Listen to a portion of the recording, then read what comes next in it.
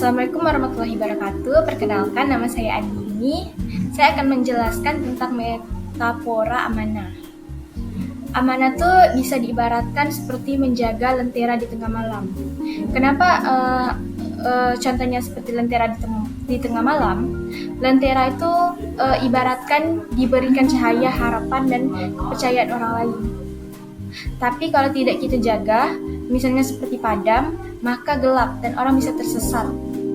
Jadi amanah itu tugas tanggung jawab yang harus kita jaga baik-baik agar tidak merugikan orang lain.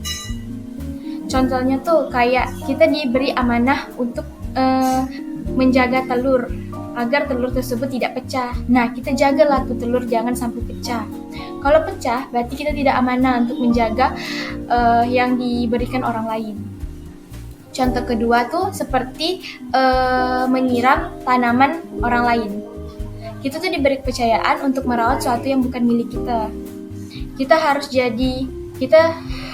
jaga baik-baik tanaman tersebut.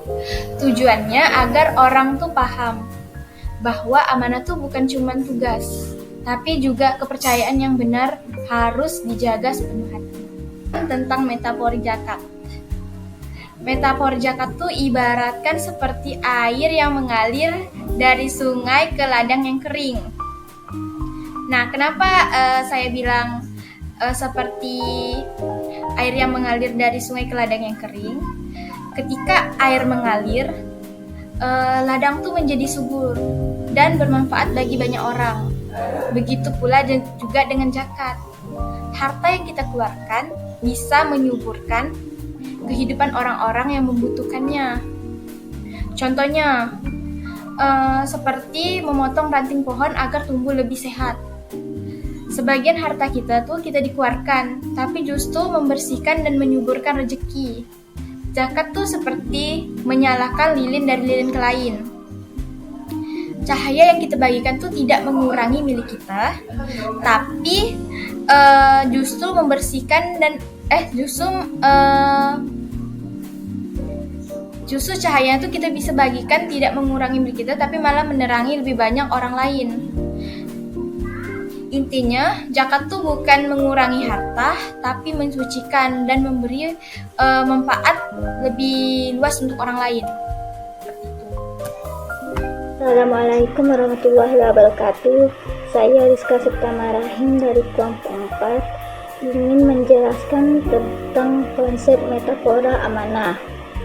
Jadi, metafora amanah tuh khususnya pada manajer atau pengolah sumber daya itu tuh dianggap kayak wakil Allah di bumi untuk menjalankan amanah atau tugas dan tanggung jawabnya.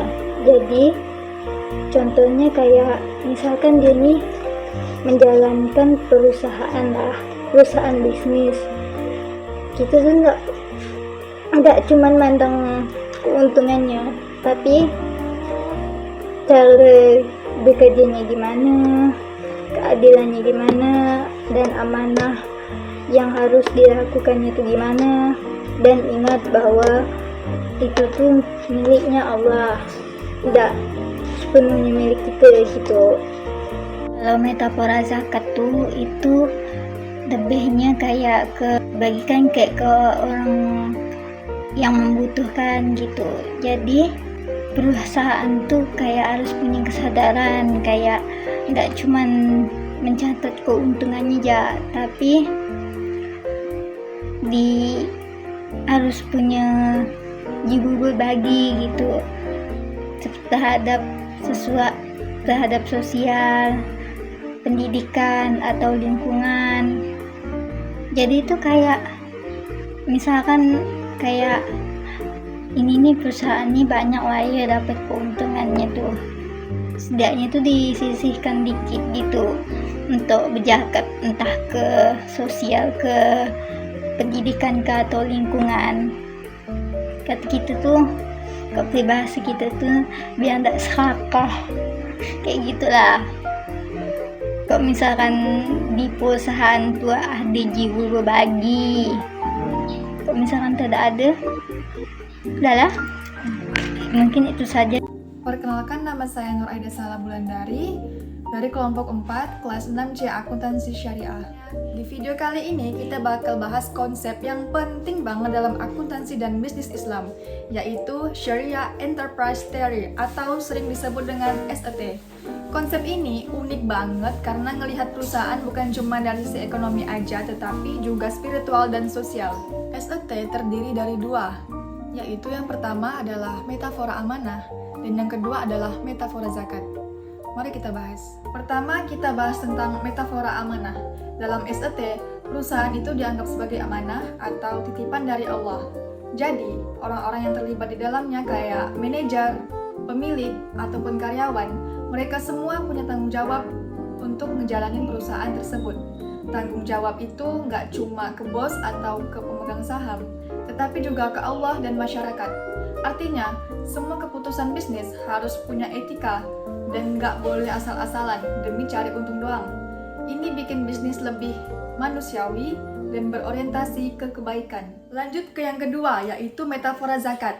Di sini, keuntungan perusahaan itu nggak boleh dinikmatin sendiri, harus ada bagian dari hasil usaha yang disalurkan buat bantu orang lain, terutama yang membutuhkan.